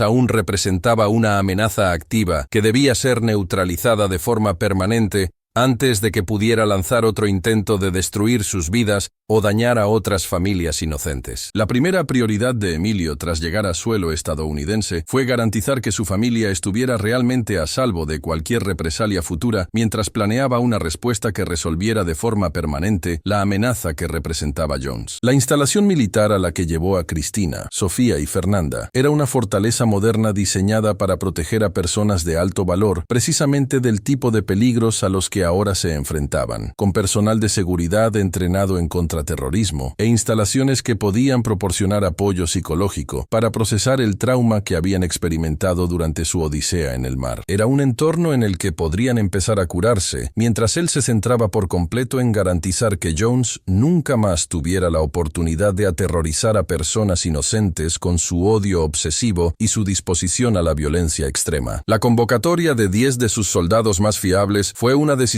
que Emilio no tomó a la ligera, ya que era consciente de que, en esencia, estaba declarando la guerra personal a un hombre que ya había demostrado su disposición a cometer crímenes que trascendían los límites normales de la decencia humana. Pero Jones había cruzado una línea que hacía imposible una resolución pacífica, y Emilio reconoció que solo mediante una acción militar decisiva podría garantizar que su familia y otras familias estuvieran permanentemente a salvo de una amenaza que ya había demostrado ser inmune a los remedios legales normales. No se trataba de soldados comunes, sino de veteranos de múltiples misiones de combate que habían servido bajo el mando de Emilio en algunos de los teatros de operaciones más peligrosos a los que se había enfrentado el ejército estadounidense en las últimas décadas. Hombres que comprendían tanto el valor de la ejecución táctica precisa como la necesidad moral de proteger a personas inocentes de aquellos que les harían daño por elección y no por circunstancias. La operación de recopilación de información que precedió a su asalto final en la ubicación de Jones se llevó a cabo con una minuciosidad que habría impresionado a las agencias federales, utilizando tanto recursos militares como contactos civiles para rastrear los movimientos de Jones a través de Nueva York, donde había huido tras descubrir que su plan para transportar a la familia Rodríguez a Ecuador había fracasado estrepitosamente. Jones había cometido un error crítico al subestimar no solo las capacidades de Emilio, sino también la profunda lealtad que sus antiguos soldados aún sentían por un comandante que los había llevado a salvo a través de situaciones en las que muchos otros habían perecido, creando una red de apoyo que trascendía las cadenas de mando normales y se extendía a la vida civil, donde estos veteranos responderían inmediatamente a cualquier llamada de auxilio de un hombre que había demostrado su valía a través del peligro compartido y la confianza mutua. La pequeña casa en un barrio difícil del Bronx, donde Jones se había refugiado, era un contraste patético con la elaborada red criminal que había intentado construir, lo que representaba tanto sus circunstancias deterioradas tras su fuga de la prisión como su creciente desesperación a medida que la Casa Federal se intensificaba y sus opciones para actuar en el futuro se volvían cada vez más limitadas. Los informes de inteligencia indicaban que estaba prácticamente atrapado, sin recursos ni apoyo, dependiendo de un pequeño número de socios criminales que, a su vez, estaban cada vez más nerviosos por dar refugio a un fugitivo que había atraído tanta atención federal con su elaborado plan de secuestro. Era una situación que presentaba tanto oportunidades como riesgos para una operación de estilo militar diseñada para capturar en lugar de eliminar, que exigía una sincronización precisa y una fuerza abrumadora para garantizar que Jones no pudiera dañar a los rehenes ni escapar para continuar su campaña de venganza contra personas inocentes. El asalto final al refugio de Jones se llevó a cabo con una precisión que demostró por qué Emilio había sido ascendido al rango de general y por qué sus soldados habían desarrollado una lealtad que iba más allá del deber militar formal. Moviéndose por un barrio donde la presencia policial era mínima y la intervención civil improbable, el equipo se posicionó en múltiples puntos alrededor del edificio, estableciendo campos de tiro que impedirían la fuga y minimizarían el riesgo para cualquier espectador inocente que pudiera estar presente en la zona. Jones fue completamente sorprendido por la repentina aparición de soldados entrenados